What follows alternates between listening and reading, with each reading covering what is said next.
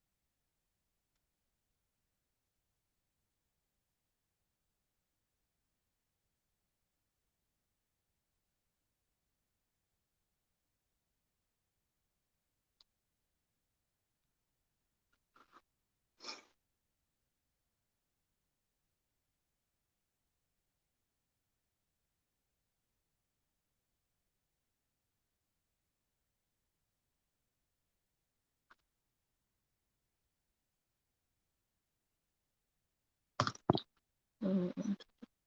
Oops.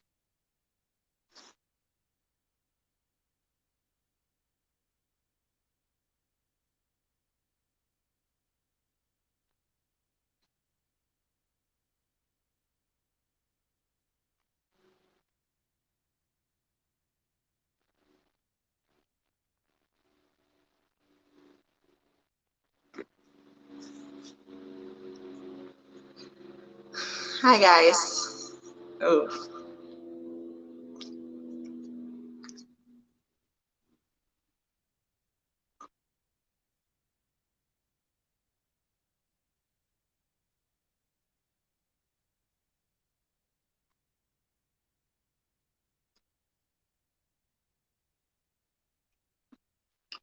okay.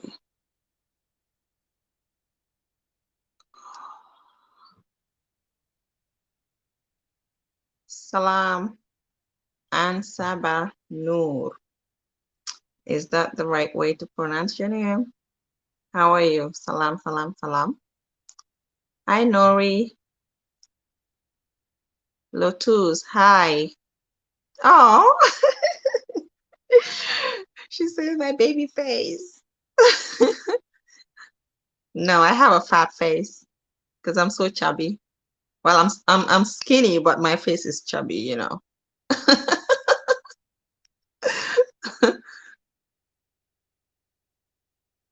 Hi, happy companion. Peace and blessings to you too. Abdullah. Okay. Hi, Abdullah. I think that's easier for me to pronounce. Thank you for joining and hit the like button as you come in.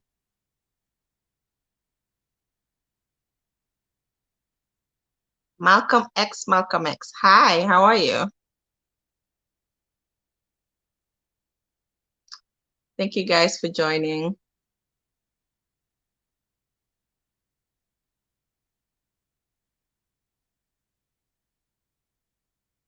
Hmm, okay.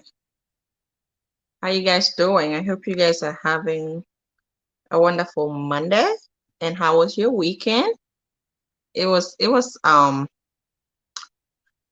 hard for me. It was a tough weekend and a week, past week, I mean. So many things happening at the same time. I'm just tired. And I walked a lot as well. So walking, then my second job at home, then sleep a little bit, go back to work, come back to home, full-time work. You guys know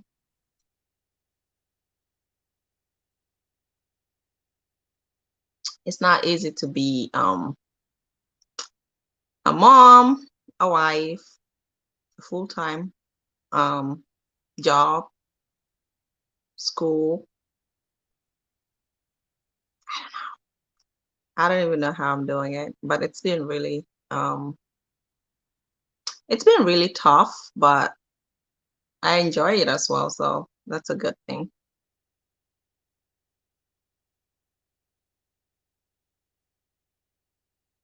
Yeah.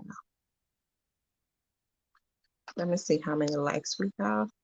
We have 19 people watching, and hit the like button, please. We have 12 likes and 19 people watching. Hit the like button, please. Light Empowerment Channel. Thank you. Much love to you too.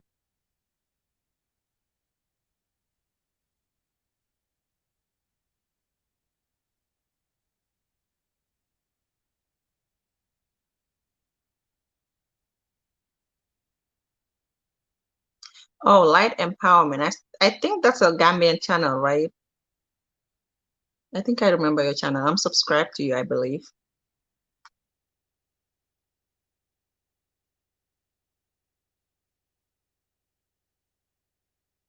Yeah, that's a, oh yeah, okay.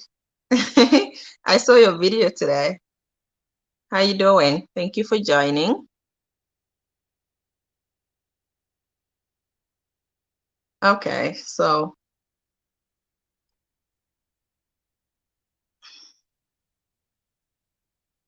I just wanted to do this quick live. It's gonna be a short one, so don't worry. Very short because I have to go to work later in about 4 hours. So I'm gonna make it a bit quick, but I wanted to do a live on this. And my title, are you repatriating to Gambia, or maybe you already repatriated like Saeed here? So yeah, or other parts of Africa.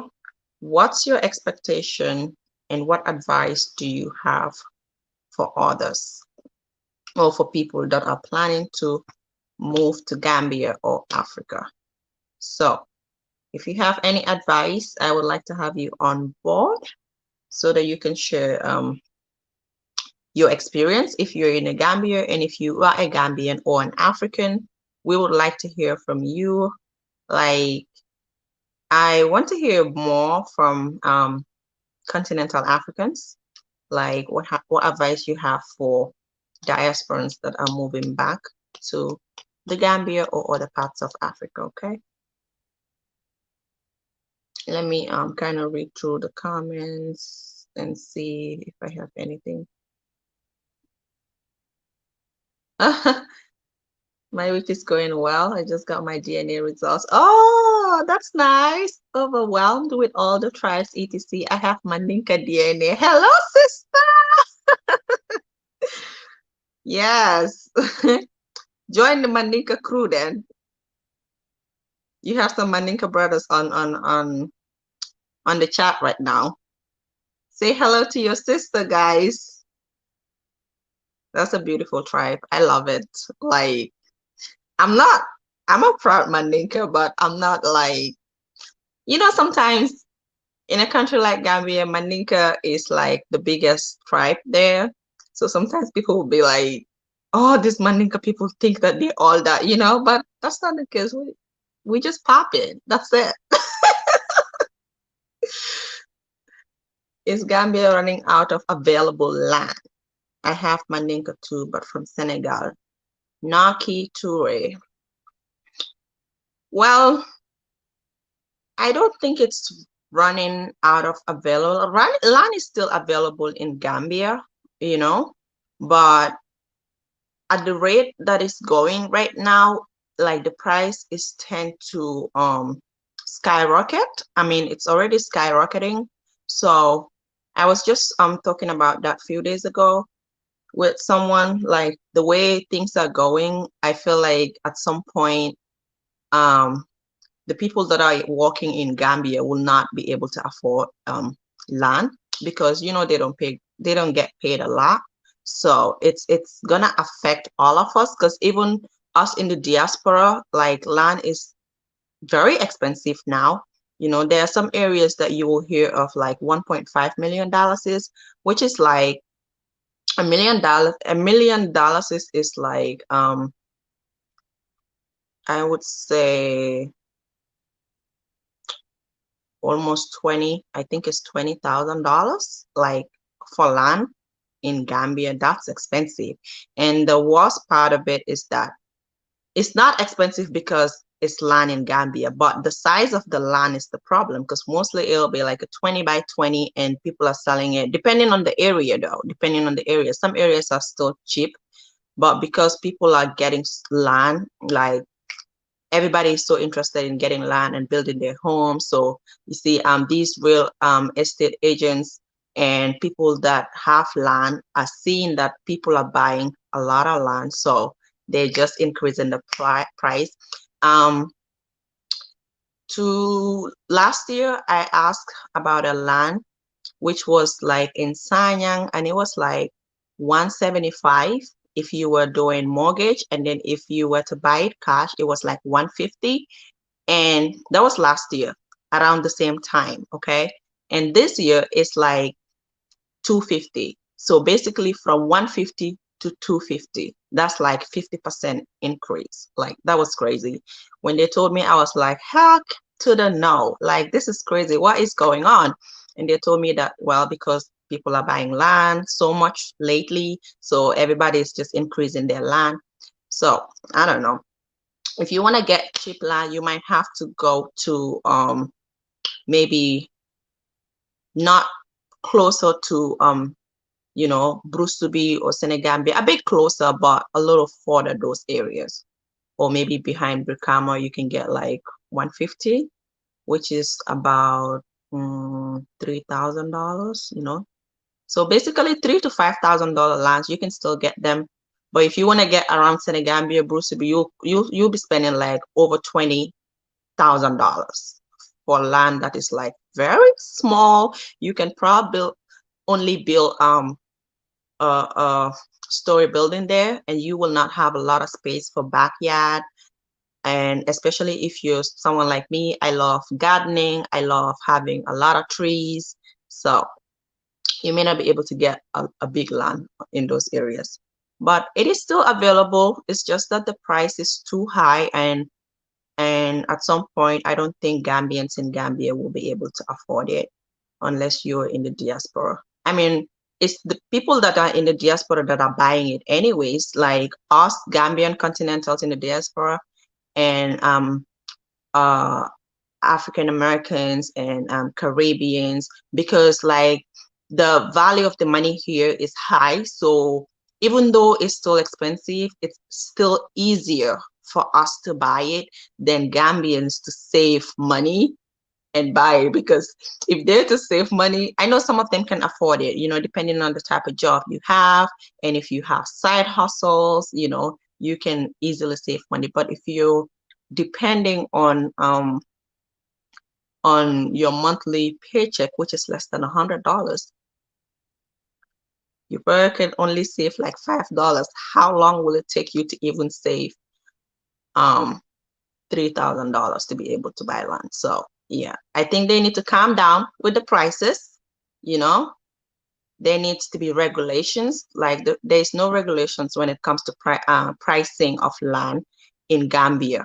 No regulations. That's why people do whatever they want to do. That's crazy. Yeah, welcome everybody. Locals will get priced out. Definitely. They will get I mean, they're already priced out. They can't afford it. It's sad, but that's the reality. They cannot afford it. And I'm afraid that us in the diaspora at some point,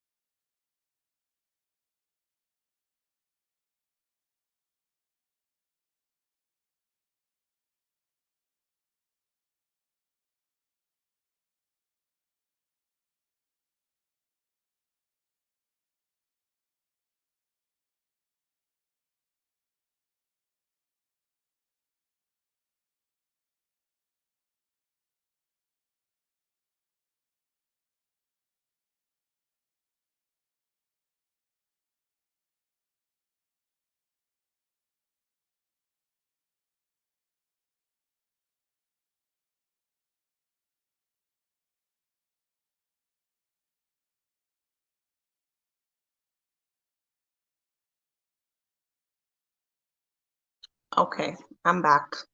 Sorry guys, my internet was tripping. Ooh, look at my fat face. Damn.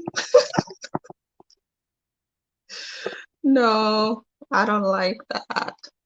Anyways, like I was saying, can keep up with inflation. Yeah, if Dutch hadn't stolen so much land in South Africa, there would have been more room for Africa's children at Naki to place the blame properly. We do have to go there and create jobs so locals can. Definitely, like jobs needs to be created, like, and Africans needs to start like, going back or investing. So one problem that we have, I think it's getting better now, is that people only used to, well, there used to be people that used to go back home, pretty early, but most people, most Africans would go home like when it's time for them to retire, like in their 60s or 65 or when they're old. And most people are just here walking and sending money, walking and sending money, walking and building big homes. That's why if you guys notice, like the um African diasporans that are in Gambia right now, you will see a lot of big buildings around like Brusubi, Brufut, and all those Kololi areas, and you notice that they're renting them out, because the people that own the buildings are in the diaspora, but they build big buildings. So that needs to change. At least it's not going to be for everybody, but if most people are planning to go back or invest and create jobs, it's going to help, because the truth is that the government cannot do everything for us. They can't do it, and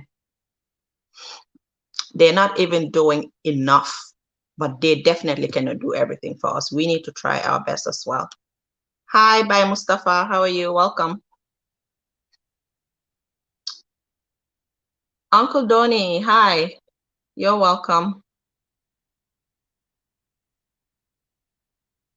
I'm just going to read through some comments.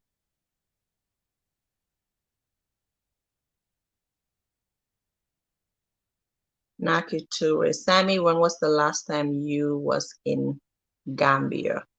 2014, but I am going to go back this year.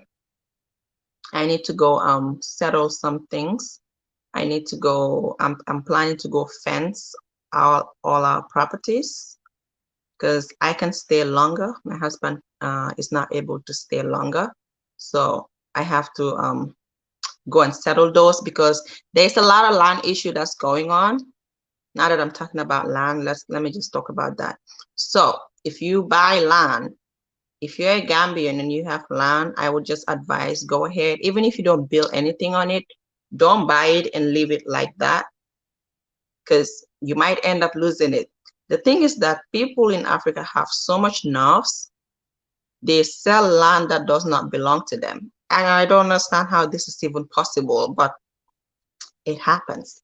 So it's better you go and fence your land, secure it, because even if nobody decides to sell it, and people can fake papers, they can fake, I don't know how this is possible, only in Africa, but, or only in Gambia.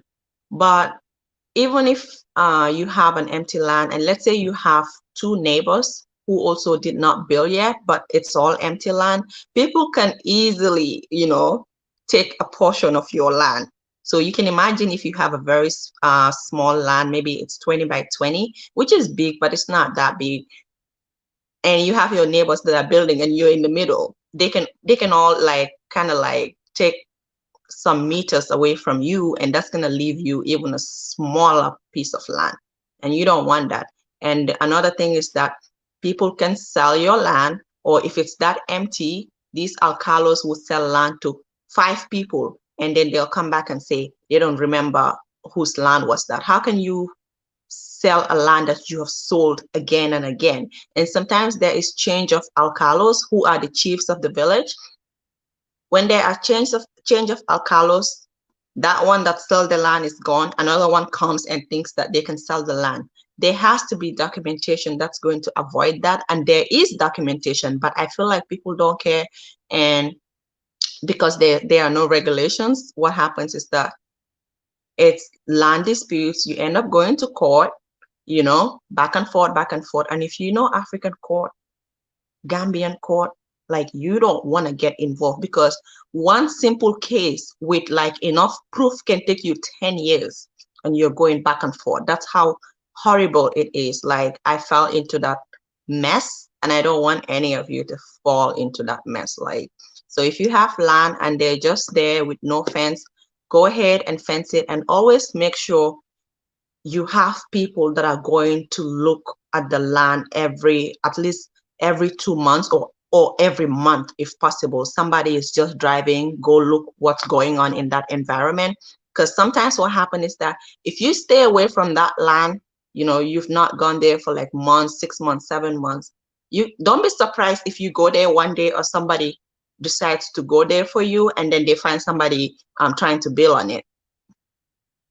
So don't abandon the land just because you don't know what you're supposed to put on it or you're not building on it.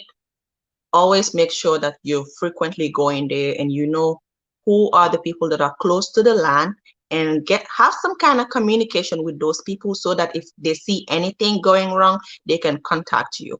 That's if you live far away from the land and you're not able to go look at the land all the time. This land issue is just, it's tiring, it's frustrating. Like the lack of honesty and it's just crazy. And I've been talking about this because only in Gambia. Hi Gail, how are you? Thank you. I am curious, what are the chiefs doing with the money when they sell? So actually the land in Gambia, sometimes it does not belong to the chief. Okay, it may belong to the village, but maybe there's a family in the village that the land belongs to and that family is selling the land, and if they sell the land, the money goes there, but you pay something to the chiefs as well. And I don't know what they're doing with the money. I guess they're just eating it. The little money they're paying them. But most land in Gambia are owned by family. Even that's why sometimes the government also, I mean, they can do regulations, but they can't stop people from selling land, but they can make sure that one person is not selling the same land. Because the thing is that most of the paperwork also after the alcalo, which is the chief paperwork, the occupancies and the lease, it goes through the government. So there is type of like a corruption going on, because Africa, sometimes you just have to know somebody and they'll just do your paperwork for you without making enough inquiries or without knowing what's up with that land. So that's also an issue. Corruption has to stop. If it don't stop, it is what it is. We're just going to be going through these land disputes over and over again. We're going to be fighting over and over again. And it gets me scared because one thing you don't want is that land disputes that are going to cause a fight in a country. And I feel like the way things are going, guys, I'm not in Gambia right now, but every time you talk to people, I hear when you go to the police station, you see like different people in the police station trying to fight, and there's a land dispute going on. I don't even think the police officers can even handle all these cases. So that's why one case would go for like 10 years. When you go to court, you're going to end up getting tired because you're going to end up spending so much money, and then your time as well. Your time is valuable. All that time you're going to be going back and forth with no results. You go to a court and the judge is telling you that there's no court today after you guys have already wasted your time and gone. And right now, like coronavirus is going on, I heard that because I have a case, and I heard that they're not doing no cases, only government cases because of COVID. Like, seriously? but you guys are doing what you want to do. There are parties going on in Gambia. It's like people are so lazy. They're not that serious about work and accountability. Forget it. It is what it is. Jollof boy, hi, how are you? Greetings.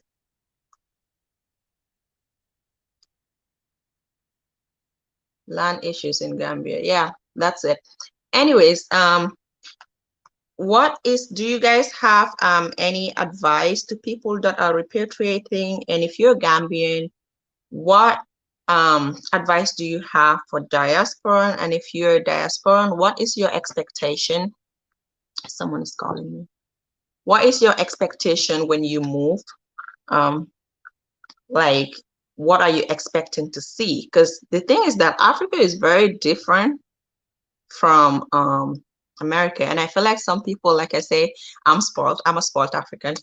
That's how I feel like. So that's why I tend to understand where you guys are coming from. But no matter how I try to put myself in your shoes, you know, I can never like be able to understand like the way you guys do.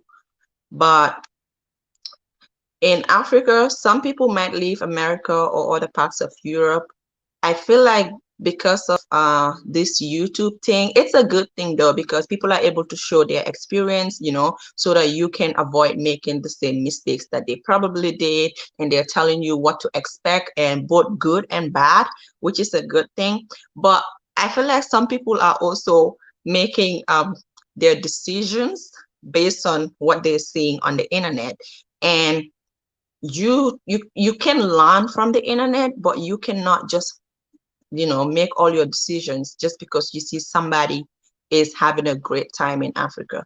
Because you have to understand, y'all are two different people, and what that person likes you may not like. When you go into Africa, you need to consider a lot of things. It's not like, it's not how do I say this, everything is not set in place for you like the way it is here in America. Okay. And you have to consider where you live. You have to consider security is not a problem, because maybe let me talk about a country like Gambia. Security should not be a problem, but there will be like petty thieves. You will see petty thieves, you know, people can easily steal your money at the market. So you have to make sure you're securing your stuff, especially if it's a crowded place. People can easily take something from your back or behind you. So you have to know where you're keeping your valuables, you know. I see some people wearing fanny bags or bags that you can just hang in the front. I would advise you get something like that, because there's no way anybody can come in front of you and take something that is like right there in front of you. But if it's in your pocket, or it's you're having your bag, you know, like a backpack, people can easily like open that backpack if it's a crowded place. So you need to be very watchful of that. And then when things like that happen, depending on how you react, you're gonna get pissed, you know. Even when somebody takes $100 from you, you're gonna get pissed. Talk less of if you have a lot of money in your bag or your pocket and somebody decides to take it. And if you live in a house as well, you know, it depends. Some areas, you know, there will be petty thieves coming inside people's homes at night.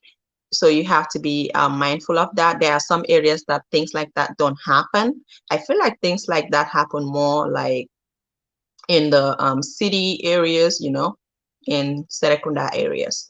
But if you go deeper, like around, it happens around Brusubi areas too, because people know that a lot of people that live there have money. So they're expecting to find good valuables there, or money, or anything that they can sell easily at the market and make money. So you need to secure your house if you have a house. Maybe have somebody that watches it, like a watch person that can watch your house. That's very good, because people do steal in Gambia. Gambia is not a country that has a lot of violence, but petty crimes like stealing does happen. So you need to be watchful of that. And if you're moving to, like, it's not perfect like here. Like the roads are crazy. The roads are very crazy. You might have issues. So if you have a car, perfect.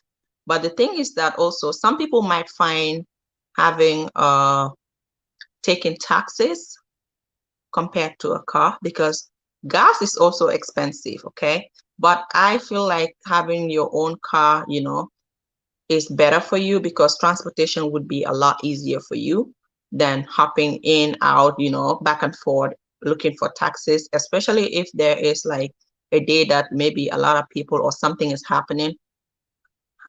You guys, I remember standing on the road looking for taxis with my friends for like 5 hours. People will be on the road looking for taxis, and there are fights going on.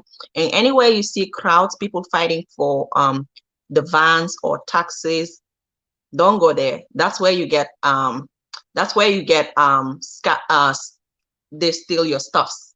Those fighting places and crowded places, trying to fight for something, you do that, you're gonna lose most of the things, no matter how you try to secure it. It happened to me several times, and I've seen it happen. So yeah, the roads are not like perfect in Gambia, but hey, if you're moving and you know how to survive, you're gonna survive, because it's a beautiful place. Infrastructure is a problem if you're coming from the diaspora. But other than that, life is so good. Like, life is so good. That's just it.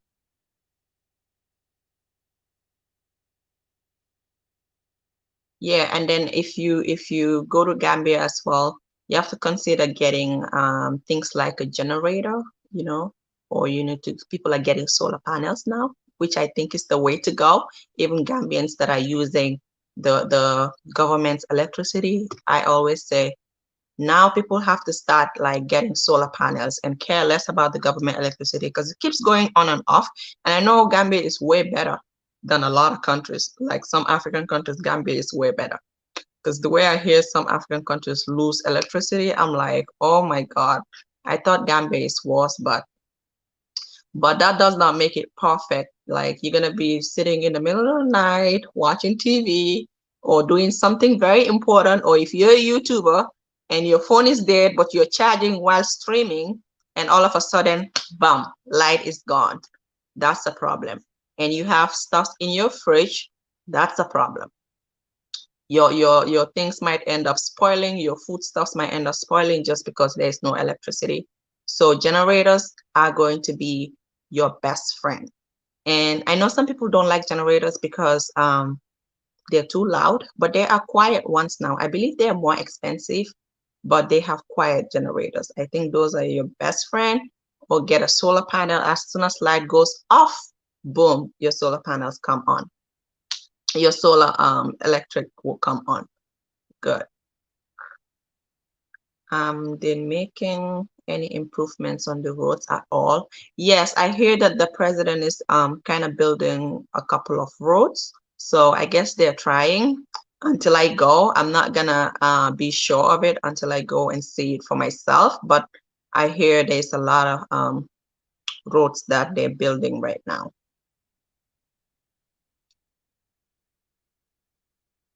Gail Luckett, it's true that whenever you're caught up in situations that requires bail, a non-citizen can't bail easily unless he or she holds a residential permit in order to avoid escape.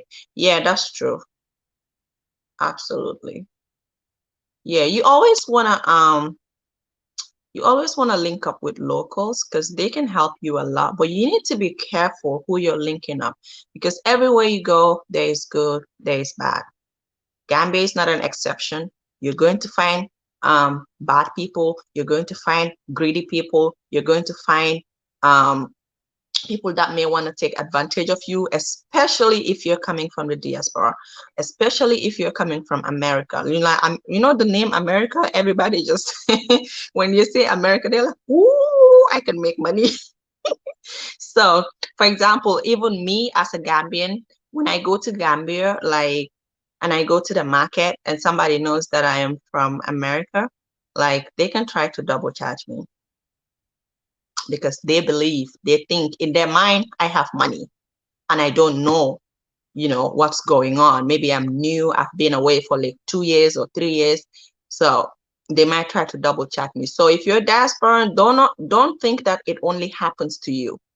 It happens to Gambians, continental Africans who are in the diaspora and have gone for a visit or moved for for maybe some time. It happens to them. They double charge us the same way they'll double charge you. So you just have to get used to the negotiating and tricks. Beat them at their game. Period. It's a game. Trust me. When you go to the market and somebody tells you that, let's say maybe this item is $25, okay? Tell them I got 10 or 15.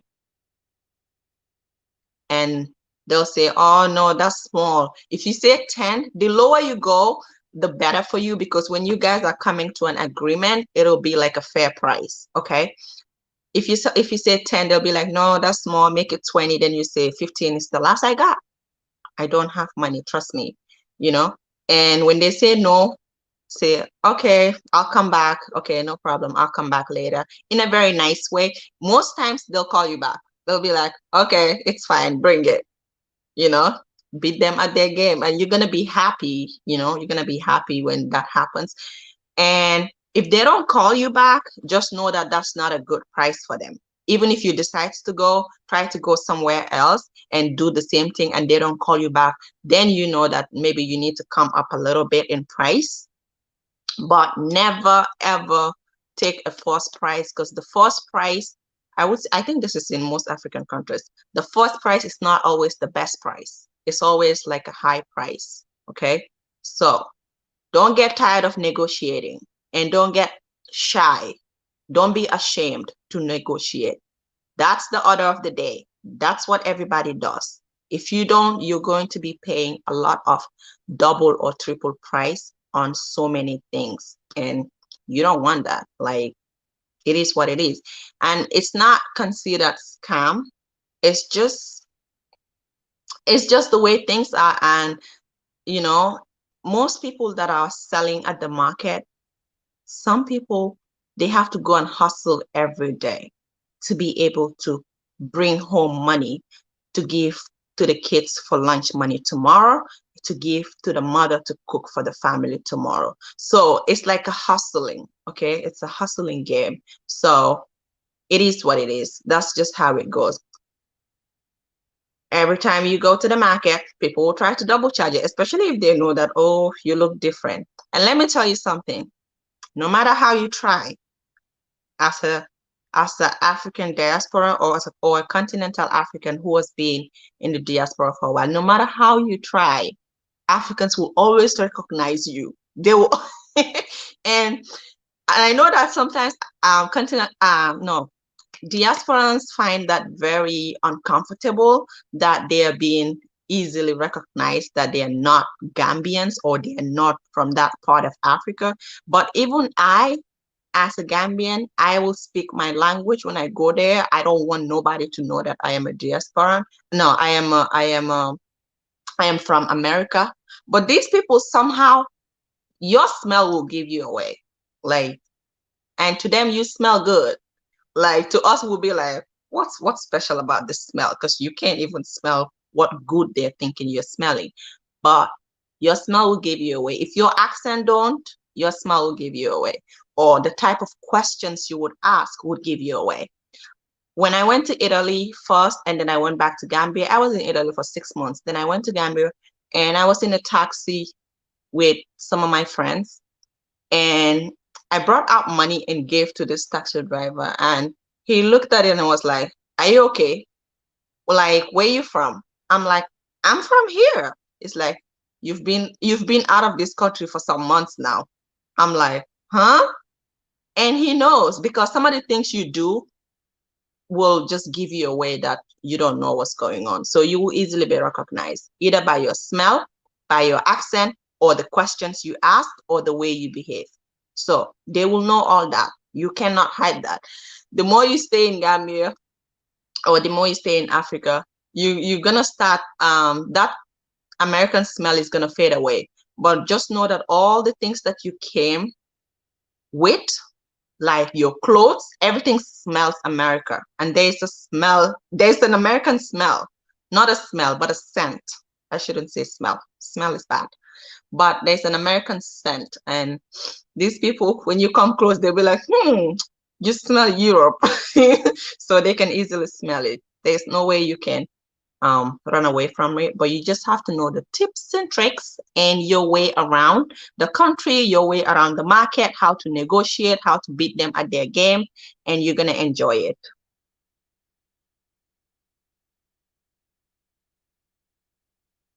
Jollof boy. I agree. I have traveled to many African countries and it's worse in some of these countries. Definitely, yeah. I want to smell like fufu. You guys are so funny. I bet Happy Companion start smelling like fufu. He's trying so hard to change his accent. Never found a bad person yet in Gambia. Some diasporan can't afford to pay $2 more a Gambian wage average. Did you say $50 per month? Yeah, 50 pounds per month. They only want money for food, especially women. Do you agree? Yes. I don't also have a problem with, paying $2 more because it's nothing to me. But if the price is ridiculous, like, you don't want to pay it, because especially if you're going to be there for a while, you want to live a pretty, non high price life, because you're going to need all that money the more you stay. And if you know how Africa is, so many things, you have to have money to live. Like, you can live happy, but you need to have money to live also a good life, because everything requires money in Africa. So you don't want to go overspending. You don't want to behave like a tourist, even though these people can easily differentiate you from somebody who has been in Gambia for a while. But you want to let them know that, hey, I've been here for a while too, and I'm your brother, I'm your sister, so I know how much this costs, and at first, if you're going with somebody, like somebody who is honest or genuine, you will get the price range of so many items that you're going to be needing, at least your basic things. Some of the things that you always need, you need to know the prices of those. Let's say you're somebody who likes to cook, so you need to know how much vegetables goes for, so that you can vegetables, even vegetables, you will negotiate the price in Gambia. Everything is negotiable. The only time you don't negotiate is when you go to supermarkets, because those are fixed price, but some of them, they don't even put the prices on them, but they'll tell you when you get to the counter. But sometimes they will put prices on them. But supermarkets are non-negotiable. But when it comes to local markets, they're all negotiable. Every single thing you see. And I would advise you to also go to the local market. Like, that experience is amazing. It's so good. You don't want to miss out on it. It's beautiful. Go there and you can get things cheaper as well. You can get fresh things like food, vegetables. You can get fresh items over there. The supermarkets are just are ridiculously pricey to me. So the local markets are your best bet if you want to save money. But if you don't want to, and if you don't mind spending at the supermarket, then go ahead. And also, if you're spending at a local market, you're directly giving back to the people of the Gambia, okay? Because most of those people that are in the market are hustling for their everyday food.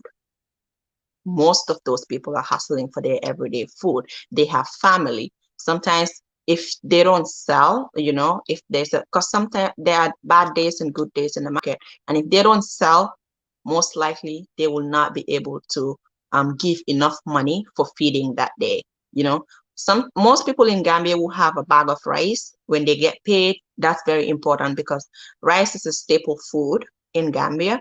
So they'll get a bag of rice, they'll get a gallon of oil. Gambians love oil, not healthy. Diasporans, I'll come to that, because I know you guys like Gambian food, but some food are not very healthy if you're going to be eating it every day. So They'll get a bag of rice, they'll get a bag of a gallon of oil, they'll get maybe sugar, maybe half bag or something that's going to be enough for the month. And then the remaining would be they'll give out money every day for fish, meat, and vegetables that they need to cook their soups, stews, or whatever they need to eat with the rice. Rice is important. Some people will eat rice for lunch and they will eat it for dinner as well. So it's like the Gambia's #1 staple food. So after people get paid or make a little bit of money, they'll make sure they get these 3 items: sugar, rice, and oil. And whatever is after they buy all those things, whatever they have from their day-to-day hustle is what they will give to their family, what they will give to their wife to cook for the family, and they'll give money for the kids for everyday, lunch, because kids don't get free lunch at school in Gambia. You have to give them lunch every single day, and it's very, very tough for some people. It's not easy. Sometimes, like, depending on where you live, like some people, I remember when some people, because I was just living with my grandma and my brother, so we're just a very small nuclear family. So no matter how hard things are, it's a bit better for us. But you see, some people, I think I don't have money. I think I'm poor, but there's somebody who will look at me and feel like I have money, and they'll come to me and say, "Can you help me with lunch money for my child today?" It's really sad. And it's like you think you don't have, but you're always better than somebody, and somebody always thinks you're better than them, and they're hoping to get help from you. So these are the type of people that are mostly in the local markets. They have to struggle day to day, every day, because they have a family. So sometimes this is the reason why people will think that they can charge you 2 times, because if they charge you 2 times, maybe if an item is 25 and they say, "Oh, it's $50," that $50 can do feeding money in the house and can give kids their lunch money as well, just from one person. See? So that's why. But just know your way around it and you should be good. Let me read some comments. Okay, like I was saying, for the diasporans that love African food, Gambians like oil. Always, shh, it's frying. Shh. Gambians like a lot of oil. But the thing is that the reason why it doesn't affect people that much, because people are walking every day, and under the sun, so they can easily burn calories. Like here in America, I cook Gambian food all the time.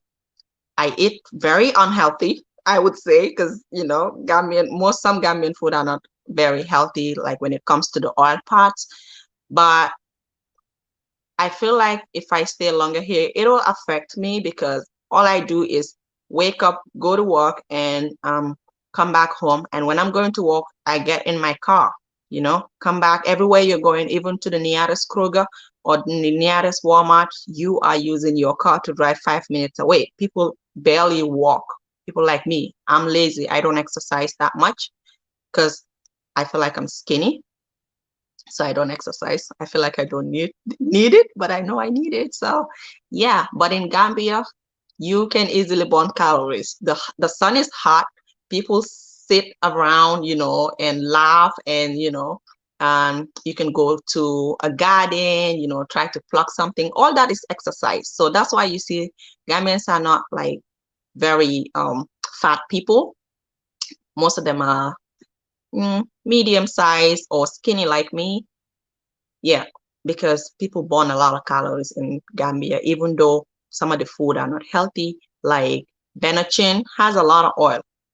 The way I cook it, I try to make sure I don't use so much oil. But some people, they feel like when you eat in Benachin, the oil has to be dripping your hand. That's the best way. That's what they say. That's the saying. They're like, if you eat in Benachin and the oil is not dripping, like you're not eating Benachin. But it's very unhealthy. And you have super kanja, which also have palm oil. Palm oil, I believe, is a bit more healthy than regular oil, but it's also not good, Too much of it is not good for you if you're eating it every day, which we cook with super kanja.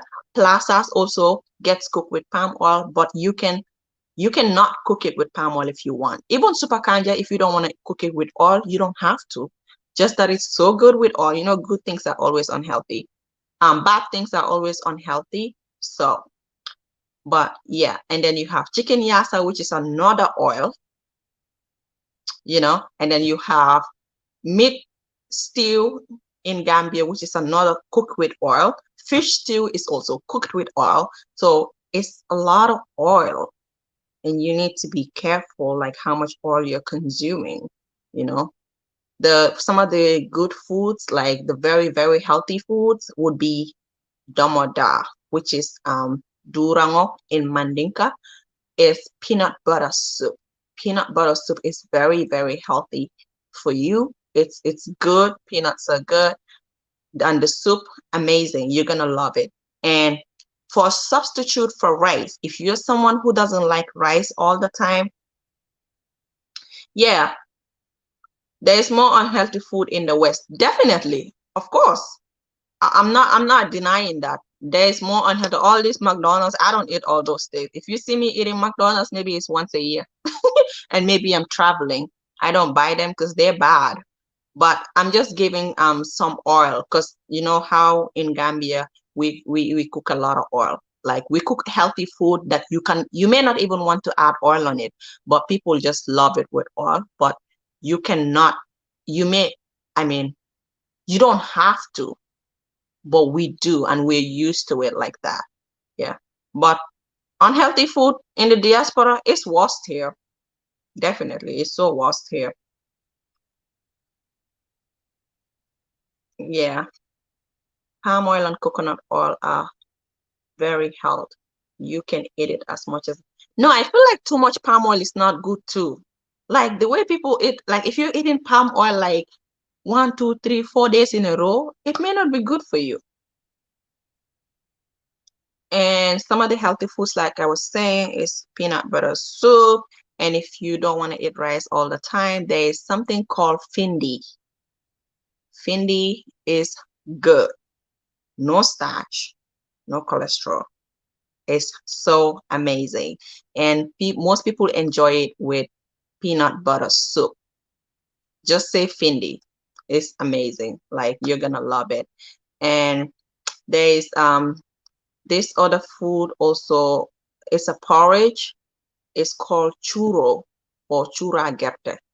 That also is so good, you know. And maize also, they make maize porridge. That also is so good. But yeah, and you can make plazas that don't have oil. It is so good. Plazas that don't have oil is so good. If you want, you can put oil on it. So all these food that have palm oil, it's not like they're bad, but like an everyday, consuming it every day also may not be very healthy because of the oil. Domada and cassava or ebe. Oh, don't remind me of ebe, please. I love ebe. I'm gonna cook it one day with all those good seafood. There is bunding. What's that? Bunding. I never ate that. Bunding. Okay. No oil. Yeah.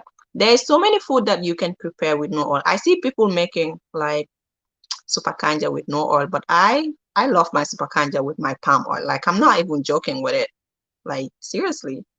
Super kanja. I made super kanja, you guys. I'm gonna be posting it on my lifestyle channel.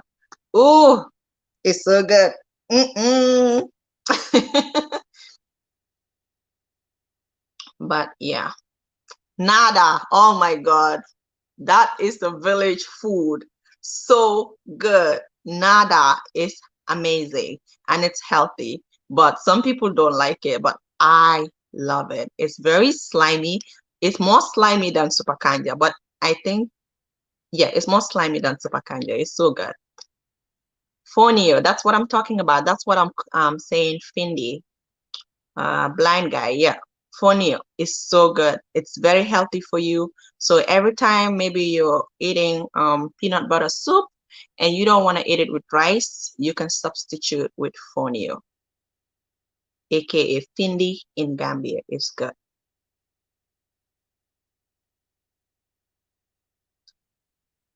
He said, Jeffrey said all foods are healthy, but you have to eat it in moderation.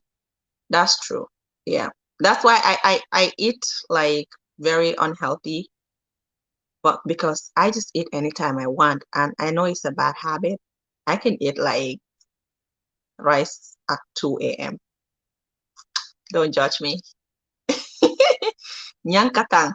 And there is a food, yeah. Nyankatang mbahal. It's called Nyankatang in Mandinka and it's called mbahal in Wolof. That is good if you guys are in Gambia and you didn't eat that.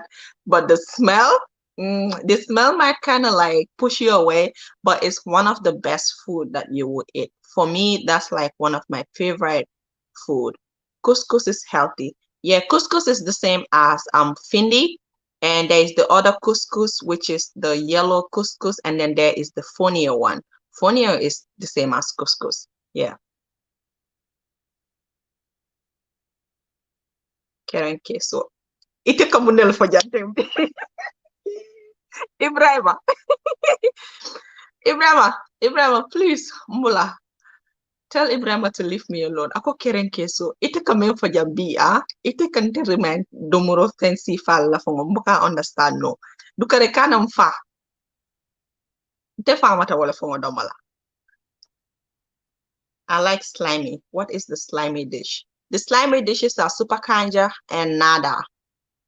Yeah, super kanja and nada. And the one that he just talked about, Karen queso, is like mbahal, and then they put some okra on it as well. But it's good. Fufu and okra, that's also slimy.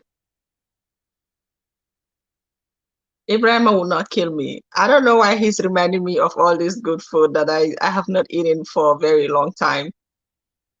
Lotus, thank you for the super chat. Oh my God. Thank you so much. I'm sorry I couldn't I forgot. I saw it, but I forgot. Thank you so much. Appreciate it. But yeah, those are some of the things that you need to be very mindful of, you know, when you go to Gambia. Be mindful of petty stealing. Be always expect that the roads are not good and expect that you're not going to have 24/7 electricity. And water is better. Water is better unless you're living in the greater Banjul area. You know, sometimes water do go. I hope it's changed by now. When I was there, once in a while, we'll have like shortage of water. And when that happens, you have to make sure that you get like your big gallons or big buckets filled with water until like the shortage of water is like better or it stops. You have to make sure you're filling your buckets and gallons on time before the water goes, because there would be like a specific time that it will stop going. Like, you know, you'll see like your tap water is gonna come really, really slow. When you see that happening, you wanna fill all your stuffs. But that happens mostly in the greater Banjul area. In the combos, like it doesn't happen that frequently over there. It doesn't happen in the combos very frequently. So yeah. And people are starting to do boreholes more, you know, because it saves you money. So that's good. I love that idea of doing borehole and then having solar panels, because you're not gonna have to spend a lot of money on electricity unless you want to. Like, the best part of living in Africa or Gambia is that you can be bill free for the rest of your life except for food. Food may be the only thing that you will need and you will need to buy. And if you're someone like me, I am obsessed with gardening. I'm like, if I move to Gambia for good, I feel like the only thing I'm gonna be buying would be like fish and meat, because I would do gardening. I use a lot of vegetables and I would do a lot of those in my backyard. You know, I would do a lot of those in my backyard. So, and that's exercise too. You know, you're walking your body without even going anywhere or without lifting anything heavy. Now, key to adopting a family is a bad idea. You need to coach and give ideas on how to function in a society. Adopting makes adoptee lazy, and it keeps going since they're getting easy life. What are you guys talking about? Who is adopting who? Dahin Bep. Yéen dinaa leen génne si life bi de léegi tey ma block leen atol mu laal la problème ti ñi dooji ba ka fa Dahin Bep naa leen génne si life bu leen ma xiif loo I just have to I have to talk to these people in my language. Like, I'm gonna block them because they're making me hungry. Yeah, and get in touch with your African brothers and sisters when you go to the motherland. Don't stay by yourself. That's a bad idea. You know, don't stay away from them. Make friends, and it's very easy to make friends when you're in. Let me put the link just in case somebody wants to come in before I go, because I have like I said, I need to go to work later. Get involved with Africans. You're gonna enjoy it. And it's easy to make friends because in Gambia, everybody that is your neighbor knows you. Unless you stay away or unless they feel like you don't have a welcoming spirit, then they may be like, we don't know, you know. But other than that, they're very friendly in Gambia, peaceful, and they always want to make, and then there's this kind of respect that they give to people that are not born and raised in Gambia. Even if you make mistakes, you know, maybe you make like a humble mistake, you know, they'll be like, oh, you know, he doesn't know. They always try to justify the actions of people that are not born and raised in Gambia, like foreigners, you know, because if you are not born and raised and you don't understand the culture, you're considered a foreigner. So they always try to make excuses for them. They'll be like, you know, he doesn't know. Sometimes you'll make something very silly and people will make excuse for you. And some people will be like, ah, Gambians, they spoil foreigners too much, you know, they'll be killing each other, but they worship foreigners. And it's true, like it happens. There is that type of respect that they have for foreigners. So they'll be very patient with you, but you also have to have that type of welcoming spirit, and you have to be humble, you know, and you have to respect them back. I mean, respect is mutual, so you give it while they give it, and don't always consider like when people are coming at you, you know, because I know some people don't like that, you know, when so many people are coming at them feeling like, oh, I like you, I want to be your friend. Don't feel like they're just coming because they want to take advantage of you. It may be like a very genuine and honest friendship that they want, and it may be because they think you're new, they want to help you. That's just how Gambia is. I know that some countries people be like, you can't make friends with everybody, like you can't get close to people like that, you know, you have to be careful, you can put yourself in trouble. That's not Gambia. It's very peaceful, like very peaceful. Those are some of the things that we don't even think about.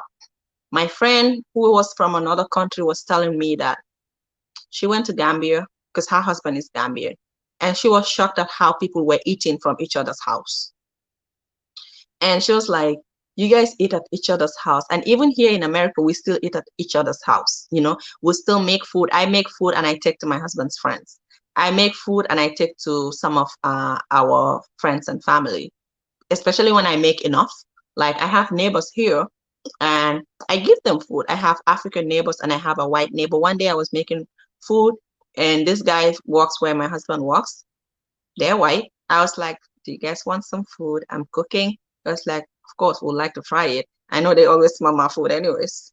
So I gave it to them and they were so happy and they were like, oh my God, what is that? You know, that's just how we are. But some countries, like, people don't just give food like that or just dish out food and decide to take it to somebody because people are scared that, oh, somebody might voodoo you or somebody might do that.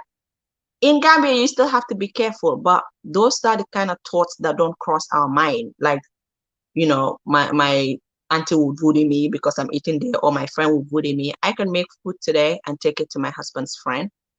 I'll just call them and say, where you at? I cook a lot of food, so I'm bringing some for you. And they'll gladly take it and eat it. That's how Gambia is. And if you're a stranger and you have a friend, you're always going to their house and you're refusing to eat, it might be very offensive to them at some point. Okay. If you do it once, twice, maybe they'll say, oh, he's full, it's okay. But if it's a continuous thing that you're doing, it is offensive and it's considered rude, and they might feel like you don't trust them or you feel some type of way about them, or they could be like, maybe he or she thinks he's better than us, or we are dirty or something. So it can be very offensive in Gambia. We eat at each other's food, especially when it's like lunchtime. Gambia is the country that everybody have to cook. Even the people that don't have that struggle every day, they'll cook, like, maybe, like, if they're supposed to cook 2 cups of rice for their family, they'll make it 3, because we do that to consider a visitor might come. Somebody might show up and you have to serve the person. So most times when people cook, they'll cook like extra just in case somebody shows up. That's just how it is.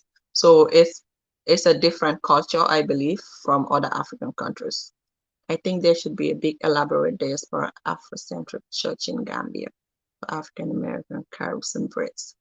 Well, I don't know a lot about churches, but there's a lot of churches in Gambia. So that's a good idea, they can join and do that also.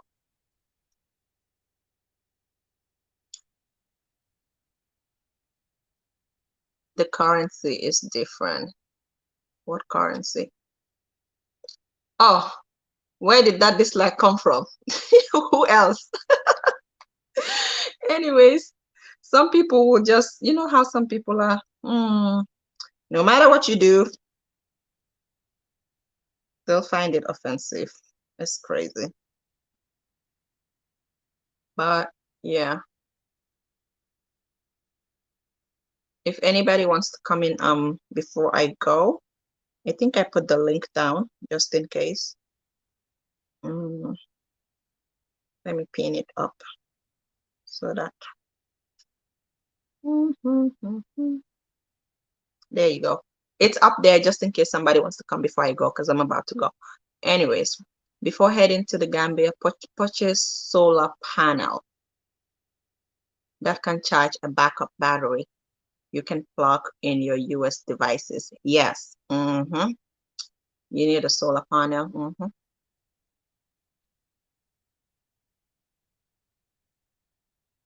I think I left these comments all the way down.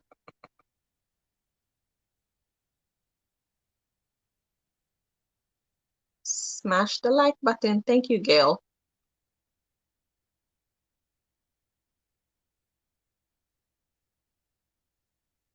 How will you suggest we might think about finding such a person or people? Like, you mean a good person that can help you around? To find a good person that can help you around is not, it's not hard, You just have to, like, be open-minded and have, like, just have a welcoming spirit, so that they can have, like, the courage. I know Gambians have so much courage. Every time they see someone, they'll be like, you're not from here, and they'll try to have a conversation with you. So you can easily have friends there, but you also need to be careful. Like I said, there's good and bad everywhere. So you don't want to fall or have a friend that always wants to take advantage of you, especially if you don't understand the language. What about if you don't eat meat like myself, and it is the first time they see me and offer me food with meat in it, not knowing I don't eat meat? Hope nothing bad would happen. No. So just tell them that you don't eat meat, because they know that some people are vegetarian. So let them know if there is meat in food, that you don't eat meat. That's okay. As long as they know, because I know if you have a friend that you're always going to see, or you have a family that you're connected to, you always go to their house, they would know things about you as as you stay, or as you're having all these conversations, get to know me conversations with them. So they will know who you are, and they know what you like, and they might even start making something for you that don't have meat in it. you know just because they're very welcoming, they might start making something that don't have meat. Adopting a family will be fantastic. Look, Amijo page. I feel they're in a very bad way. Yeah, I just saw Amijo post something not long ago too. Gambia is beautiful. Hi, Sister Fatmada, Elite Media. Guys, go check out our big sister on Elite Media. She's so amazing. Hi, King. King, how are you? Helping them, and they help you navigate the culture. Listen, there's a lot of people that if you move to Africa, you can help a lot of people, like a lot of people. And sometimes, like, people are so excited to see people coming from a diaspora. Like I said, they think you have money. Okay. Thank you, Gail. Thanks for the super chat. They think you have money, but you probably don't have money like the way they're expecting, because they feel like there's so much money here in the diaspora, which is not the case. But when it comes to helping people, there's a lot of people that you can help. There's a lot of kids that need help that you can help. Mm?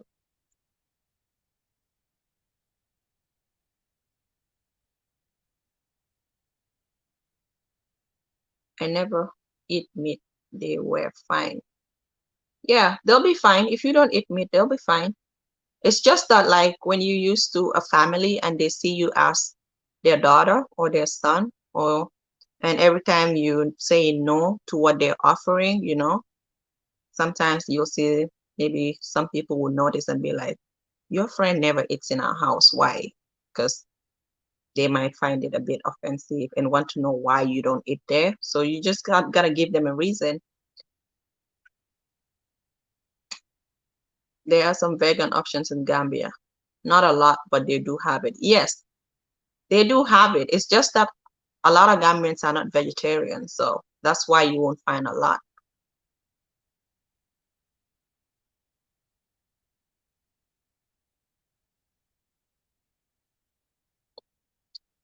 I hope to meet like a lot of African diasporans when I go to Gambia this year.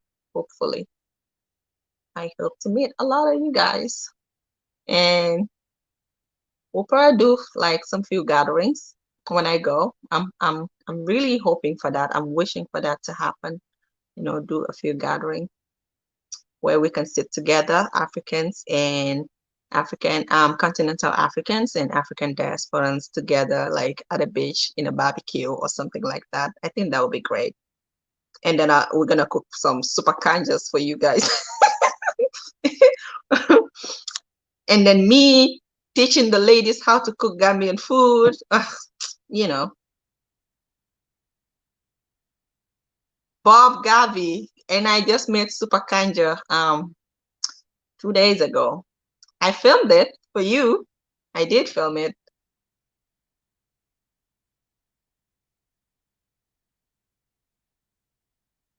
So, mm, so yeah. Why is Ibrahim mentioning meat?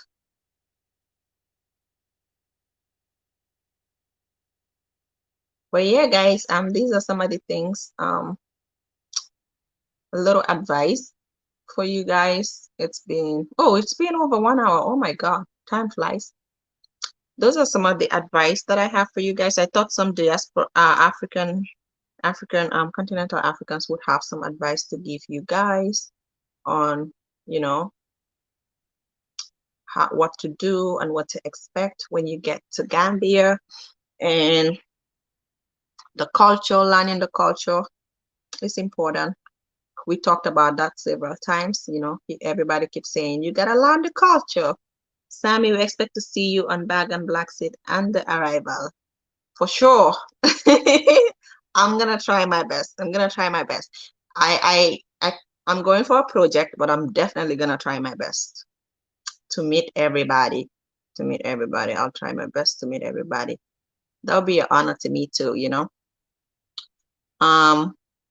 Yeah, like I said, we talked about the culture, learning the culture all the time.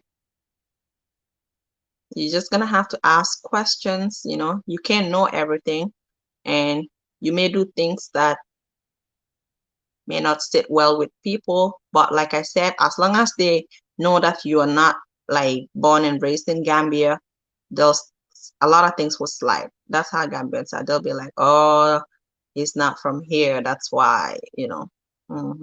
But it's good to learn the culture, learn how things work in Gambia, you know, learn at least one language that most people speak, which is Mandinka or Wolof, you know, so you can communicate with people. And the best respect you can give to anybody is knowing their language, knowing how to speak their language. That's the best respect you can give to anybody. Forget what anyone say. When you learn how to speak someone's language, like that's big respect. And people will have to appreciate that. 120 in the UK, gotta go. Oh, thank you, Ibrahima. I'll see you next time. Okay. Thank you so much.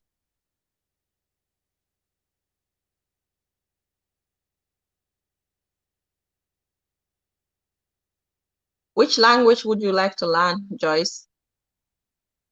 Mandinka or Wolof?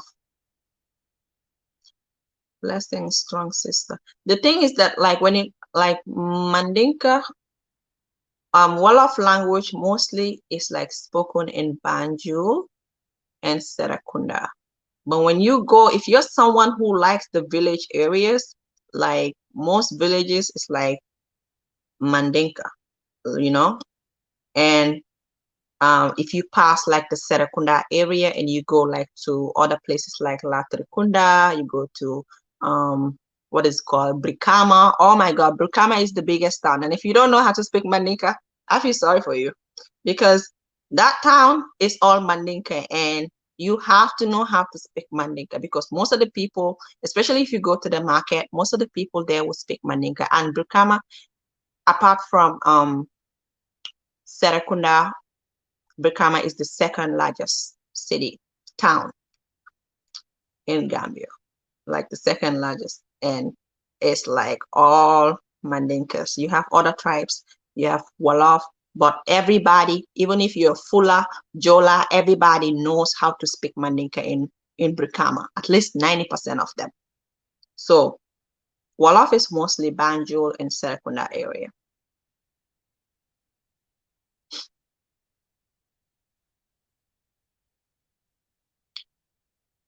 Hillary, yeah. So like I said, Wolof is mostly Banjul and Serekunda area. And after you move like forward, it's all Mandinka.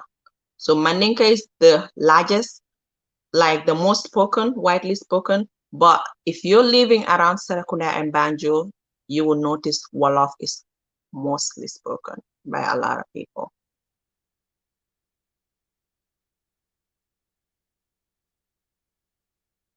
So yeah.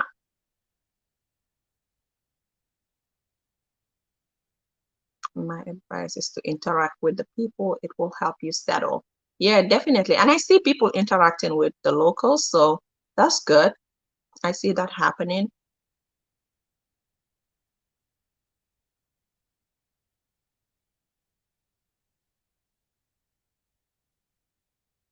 Angel, yeah, I just want to go because I miss, you know, it's been a while since I've been there, a very long time.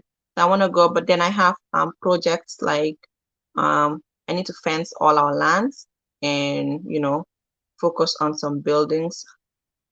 So because of the land issues that are going in Gambia, I don't want to risk our properties, you know. I need to go and fix all those things because my husband can't stay long, so I'm the one who can stay at least 2 to 3 months and do all those projects. And I want to go because I lost a lot of money recently, you know, and I just don't want to risk it anymore. Sometimes people may not be very genuine. It's crazy. So I want to be on ground when things are being done. So yeah, but I want to stay a bit longer so I can interact with some diasporans. So I may take like 3 months and have some nice time with y'all. I mean, the ones in the on ground. How many is anybody going this year? Like next few months, is anybody going? Gambians, if any Gambian is going, I'd like to meet some of my subscribers. How long will it take for someone to learn and become fluent in Mandinka? You know, learning and being fluent in a language depends on where you live. Like if you live among people that are always saying it, you're forced to. And if you're always needing people that can only communicate with you in that language, then you need to. Like you're going to learn very, very quickly because you know it's like something that you need, whether you want it or not, you need it. So if you don't have it, that's a problem for you. You're gonna find it tough living and communicating with people. So, but the I feel like even like the Maninka lessons I'm doing, it helps. It helps, but the best is to, be on ground and communicate with people like your basic things that you need every day. Communicate it with them, like how to say, Binta, Nana. You need to tell if you need Binta to come, you will say Nanang. So you will easily know what Nanang is because everybody in Gambia or everybody around your area is always saying Nanang, which Nanang means come here. Okay, Najang, come here. So you're gonna know how to say that. So the best way to learn is being on ground. Even if it's like few months, you can easily learn if you want. Especially if you're always with people. If you kind of like stay away from people or you don't have like friends or people that can guide you or people that you're seeing every day, when you wake up you see them, you greet them, it might take a long time for you to grasp. But if you're someone who is always around people and people know you, and you know how like Gambian like women or old women or old men that live around your area, they will always greet you in their language because most of them can't speak English, so they'll greet you in your language and they expect you to, greet them back. So, and they'll be happy if you start greeting them back in Mandinka or in Wolof, they will be happy. So you will easily know when you move to Gambia. Sometimes it's hard because people find it hard on the internet. They'll be like, oh, this language is so tough, hard to learn. But if you live with people, you will know. Who's going? Did Uncle Donny say something? I'm planning to go sometime before rainy season. I'm eating all the mangoes with you, Uncle Donny. That's the time for mangoes. Like you guys are gonna see mangoes until you drop.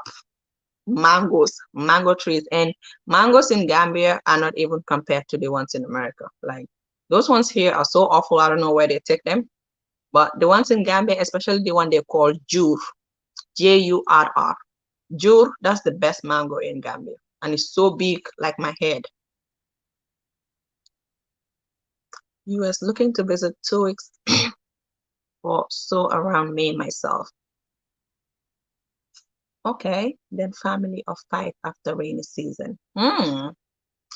Nice.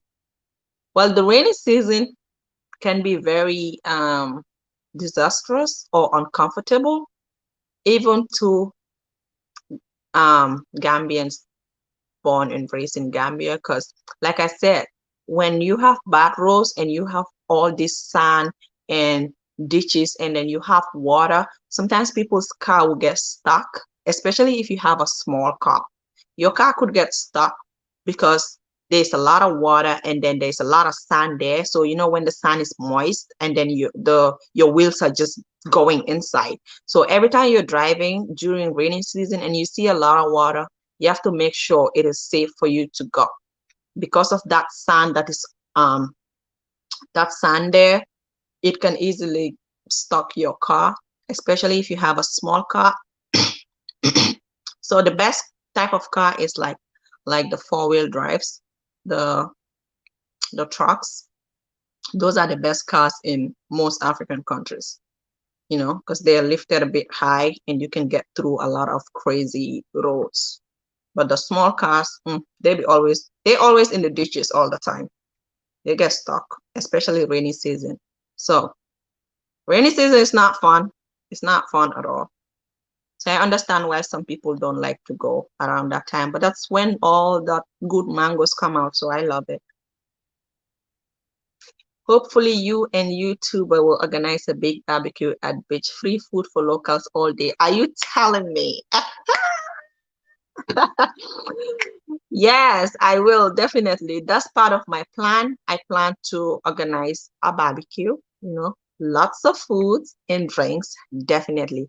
And I want to invite every diaspora that is in Gambia, and I want to invite like the locals so that we can all link up. I'm going to have to come back to America, but it would be nice to see like Gambians that are in Gambia, talking and chatting with diasporans. So I'll definitely do that. That's part of my plans to do a barbecue at the beach. It's a free area. We don't have to rent anywhere. All we gotta do is make a lot of food, you know, and have a nice day at the beach. And probably go like from 12 till the evening. Sammy Donny goes in and I will be there 2021. Can we book an appointment now? You mean an appointment with me or what? Me, you don't need an appointment for me, okay? I'm just available anytime. Haven't either, waiting on a few things to happen before I can narrow down a date. Okay. Wait, Gil, are you going to or what? Because I didn't see that. I speak three languages. Oh, Bob Gabi, what languages do you speak? That's good. Ooh, I like that. You know what? I want to know how to speak. What language I know want to know how to speak? I want to know how to speak Swahili, like serious Swahili. I want to know how to speak Swahili, and I want to know how to speak this Ghanaian language that Daniel speaks. Daniel is a YouTuber. I forgot his name. Something Africa, I believe. I love his channel. So I want to know that language, and I want to know Yoruba, which is a Nigerian language. I was learning how to speak Yoruba few months ago, but I forgot most of the things that I learned because my best friend in America here is Nigerian, and I used to enjoy communicating or telling her stuff in Yoruba, and she'll just laugh at me. And I want to visit like their house in Nigeria when she's going. Hopefully, I'll have money to do so.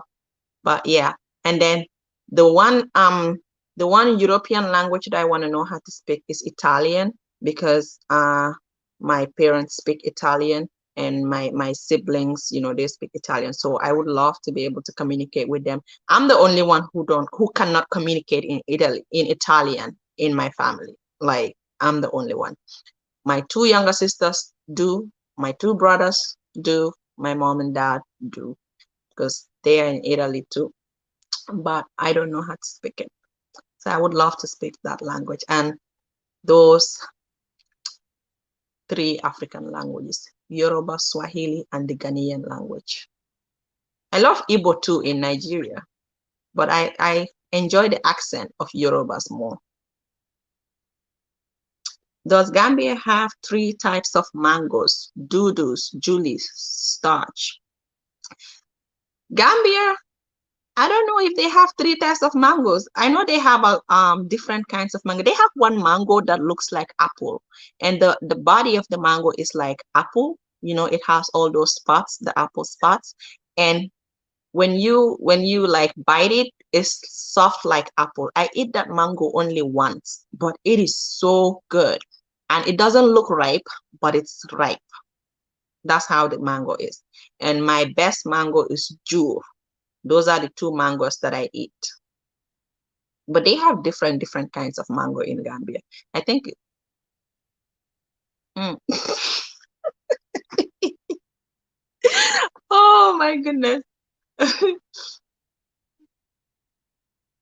She's so funny. I miss June. The last time I was there, I brought a couple of June mangoes. How did you bring mangoes? You probably don't live in America because in America you can't bring fruits. You can't bring fruits, you can't bring vegetables. Like they'll give you a tough time at the airport, and every time you're traveling, you're gonna be in trouble. So one way that people bring fruits in America is that, let's say it's mangoes, you have to freeze it and put it in a plastic bag and put it inside like your foodstuffs or somewhere. And because I see people bring kaba that way, they'll freeze it and then they'll put it inside a plastic bag. But you can't bring the fruit itself, like the fresh fruit itself. You cannot bring that. Yeah, bro, Donny plants are already on the making. Best DJ is about to land on. Are you kidding me? Jollof, are you a DJ? You see, that one is out of it. So we already have a DJ for the barbecue.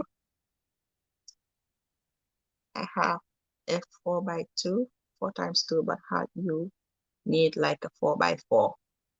I think I'm lost on what you guys are talking about. You guys are having a conversation here. Can you understand the Soninke language as someone who speaks Mandinka? A little bit.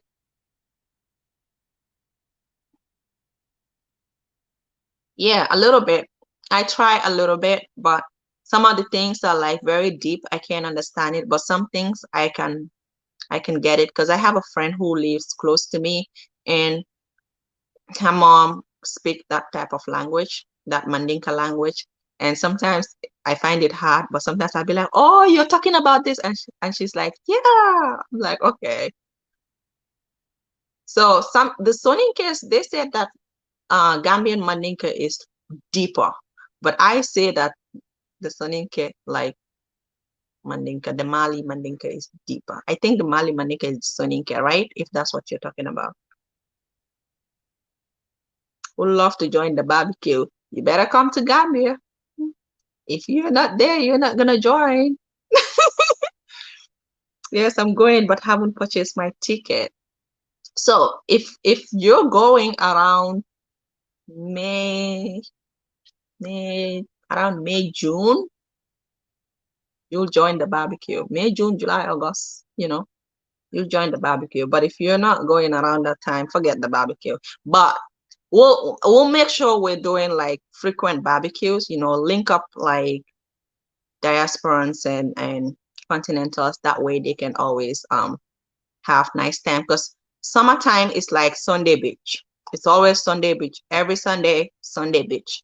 So that's a that's a nice way for diasporans to link up and know continental Africans because that's where most Gambians would be at the beach every Sunday, all summer, Sunday beach. So that's a nice way to know people.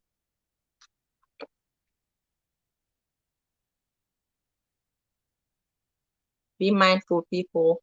Gambia may go into lockdown. Maybe it was the issue. Senegal COVID numbers has gone up there on lockdown. You have to have another COVID-19 test in Gambia when you arrive. Yeah, even America and a couple of countries are included. So hopefully by the time I'm ready to go, this COVID thing is gone, hopefully. Sammy set up fundraising so we can pay all the local beach restaurants to give food for free because they will lose income. No, we're not. It's not like the beach is going to offer free food.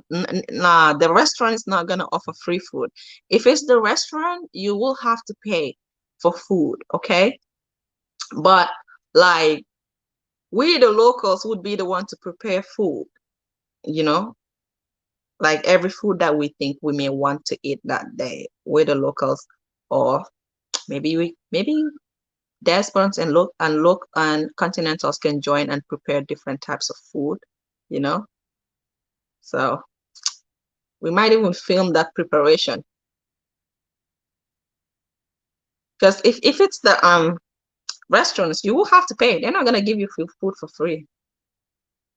I learned Spanish on my own. Oh, that's good. I spoke Swahili but can only pick up words. Now, I'm hoping to visit Uganda soon. Uganda. Hmm. The countries that I want to visit in Africa, like if I have money, I'll visit every African country, like if I have the money. But because I don't have the money, the countries that are in my mind is Nigeria. I know a lot of people talk things about Nigeria. Oh, they do sacrifice there, but I love the country. I don't know. I just want to see what it looks like and how different it is. Nigeria, Ghana. I would love to go to Kenya, Uganda. So, and which country? West Africa. Mali.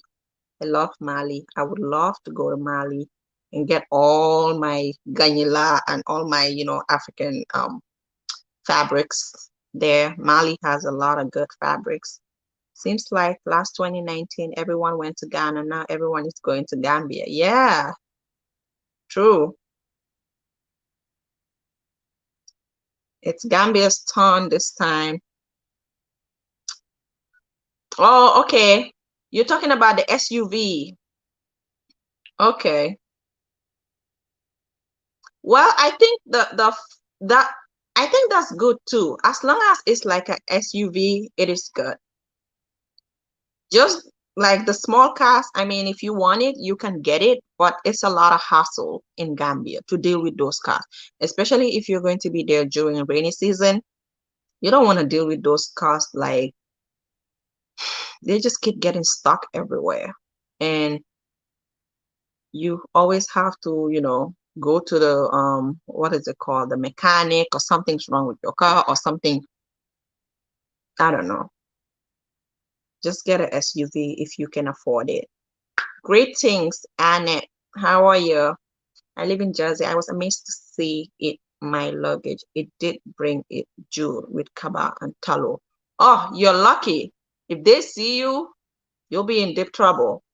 Yeah, sometimes people get lucky. Some people don't know that's what happening. But very unlucky people, they'll get like caught up with all these things at the airport and they'll bother them there.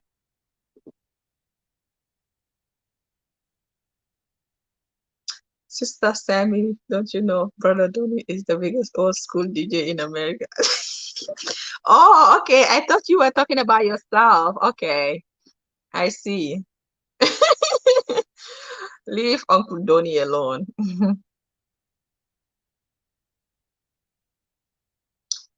Oh, you get some when I talk Mandinka? Okay.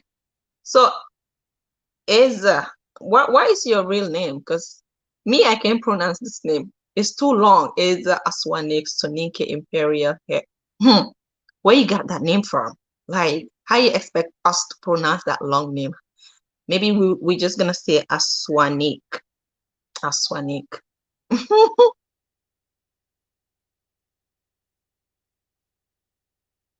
Okay, okay. Everybody is saying that Uncle Donny is the DJ. Okay. We're gonna be there. Where are most, if not many, of the US expats settling? What area or nearby town? Well, I feel like the US expats are mostly settling like in around, where like the back is, and the areas that Juliet is getting. I feel like most people bought lands over there. So it's like most of them, and around Sanyang, and Tanje, and maybe not a lot in Brufut, but Brufut, Tanje, Sanyang, they're all on the same road. It's just the same highway. So I feel like most of the diasporans are going to be in those areas.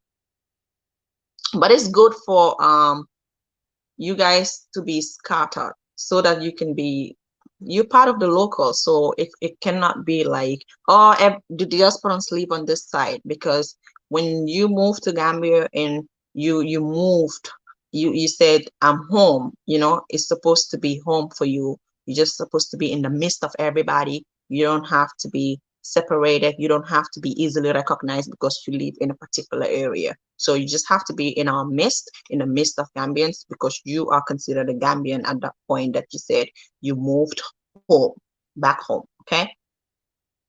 So it's important that diasporans don't just settle in one or two areas where only them will be living there. Just be among everybody. Soninke is the same as Sarahule in the Gambia. Sarahule, most of them, they speak Mandinka.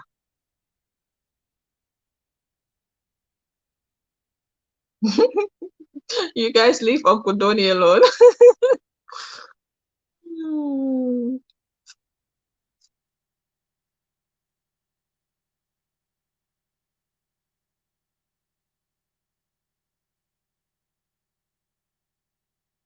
I was thinking to start a familiarity for the family. 3 kids, then move out. Hmm. Are you saying you are going with your 3 kids or like 3 kids in the Gambia?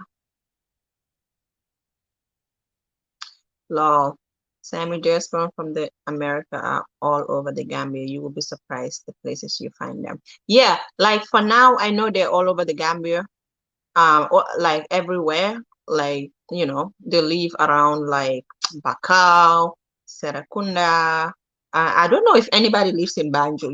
People Banjul, people can barely live in Banjul now. Even Banjulians are moving. So, like, but what I'm saying, when they finally settle, because most people, their homes are not ready yet. They're trying to build their homes, okay? So if they finally settle, you know, try to make sure that like it's like in the midst of everyone. It's not like Gambians will just be like, oh, the restaurants live around that side in Sanyang. I don't want them to be like away or be easily recognized by people. So when they finally settle in their like homes, their dream homes, like be all over the place. My 3 kids moving to US. Oh, okay. Hmm. Wife included. So where are you right now? Sounds like some real DJ equipment. I'm just a YouTube DJ that keeps getting copyright strikes. Oh no. Uncle Donny, they give you copyrights. See, that's why I'm scared of these YouTube DJs. YouTube music. I only mess with my Jaliba Kuyate, like my Gambian Kora musician. I love him. He's amazing. Sammy's Church, I played some music on YouTube a few weeks ago and got oh no way. Stay away from it. Stay away from it. YouTube.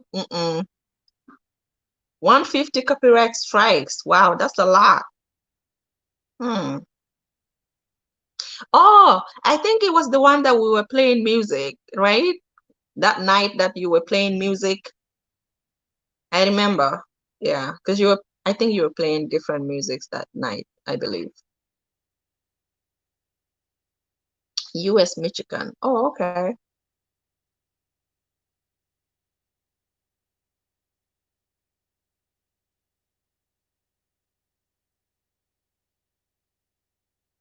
Yeah, guys, I think I'm gonna go because I need to get ready for work.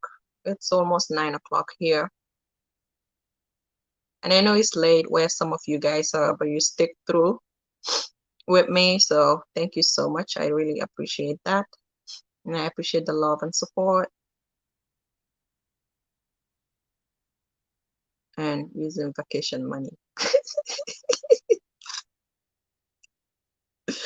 From Sukuta, Jabang to Jambanjeli are the hotcakes now. Yeah, but Jabang is a bit expensive now. The price is just going crazy. Jambanjeli, I have never been there at all. I don't know if it's far because the name sounds a bit far to me, but people say it's very close. So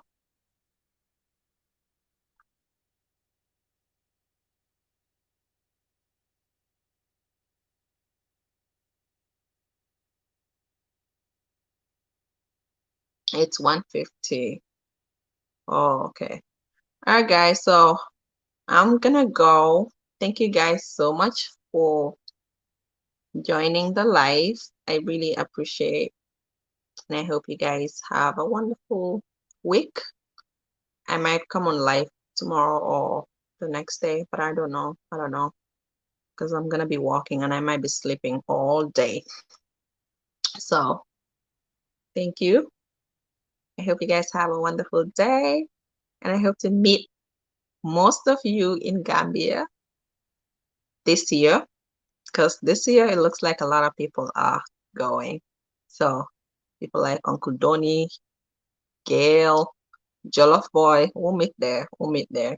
So yeah, guys, thank you guys, and I will see you in my next video or in my next live stream. Okay, bye guys.